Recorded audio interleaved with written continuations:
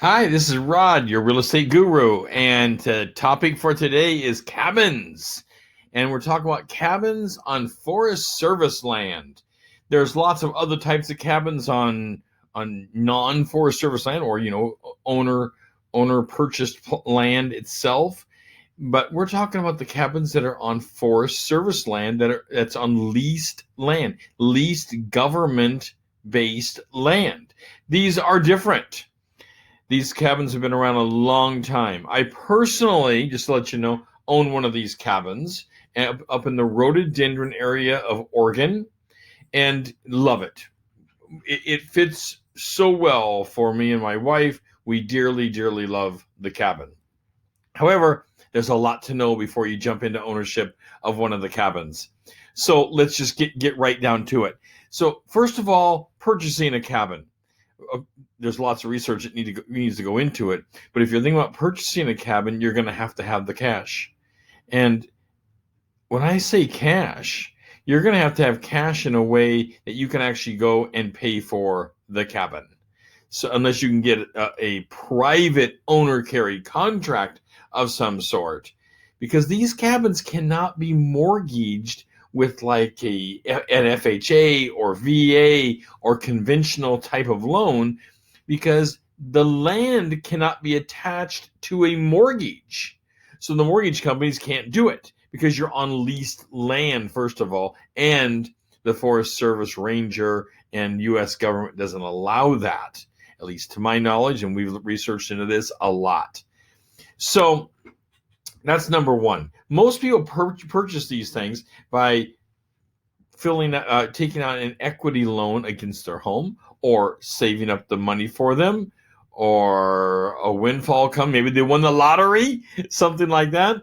The average price on Mount Hood right now, and of course this is 2021, the average price for a cabin on Mount Hood right now is about $250,000, maybe $300,000, right? Depending on so many factors. There's certainly some cheaper, depending on what you're going to get along with the cabin. So let's talk about living at a cabin and what that takes. So you need to be aware that you can't live at the cabin as a primary place of residence. There is no mail that comes to a cabin. You can't have U.S. mail service. You can't have other delivery services at the cabins. The cabins are wonderful, but you have to prove every year to the forest ranger that you have a primary place of residence other than the cabin. It is a true second home. If there's ever been a true second home, this is definitely the qualifying event.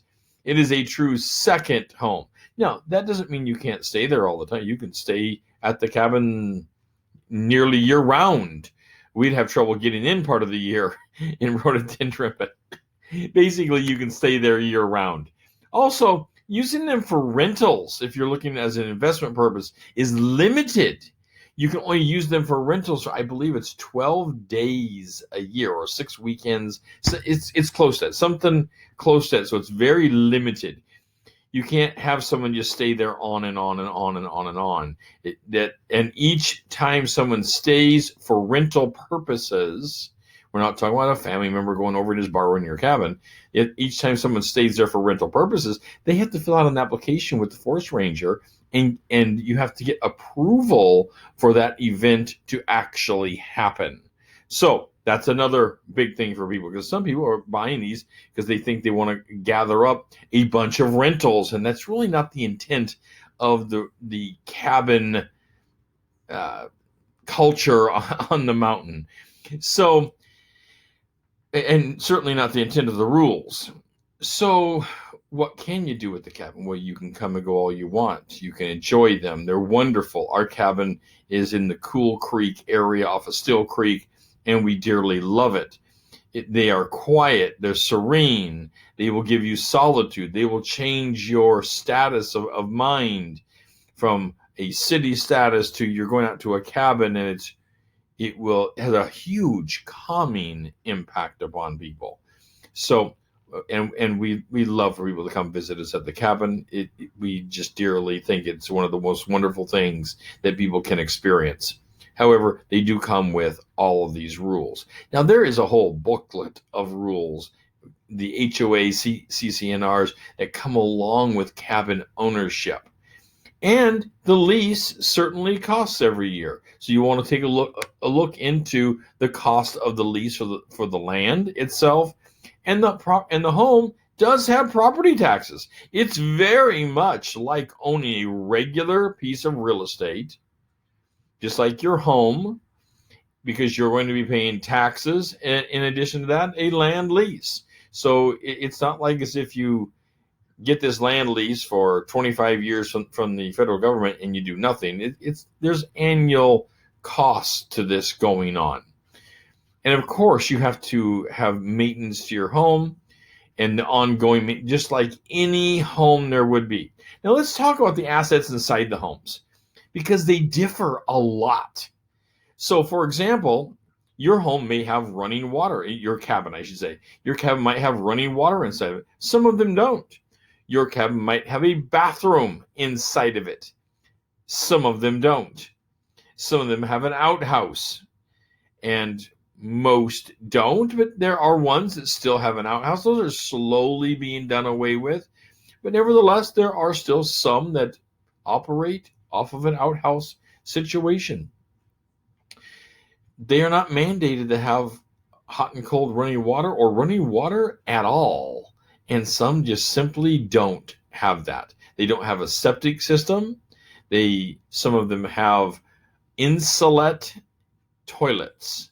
An insulate toilet, an incinerating toilet, is one that runs off of about a 30 amp plug. They plug in, they're an installed item, and they burn your stuff. They're very efficient.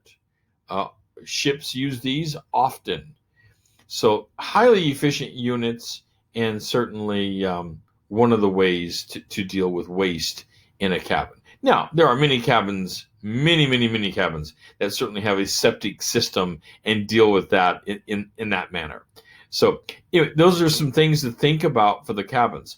Other things to think about before you get involved, and this is directly in the rules, is all this stuff on the outside, the paint on the outside, the roof maintenance, the just general overall maintenance of the exterior of the cabin is subject to the inspection of the forest ranger that is managing the cabins. Now, on Mount Hood, here in the Oregon area, there are about 552 cabins on the mountain. Not tremendous cabins, because it's a huge mountain, so there's not a lot of cabins, but about 552 cabins on the mountain. And I understand there are places you can petition with the forest ranger to put in a new cabin, which that's terrific and wonderful. So all maintenance, color codes, painting, and cracked windows, anything that you can be seen from the outside has to be permitted by the forest ranger in order to update, even if you want to change them. So you have to be aware of that. It's kind of like having a CCNR or HOA, homeowners association, that is closely monitoring. Overall, this is a pretty good deal, by the way.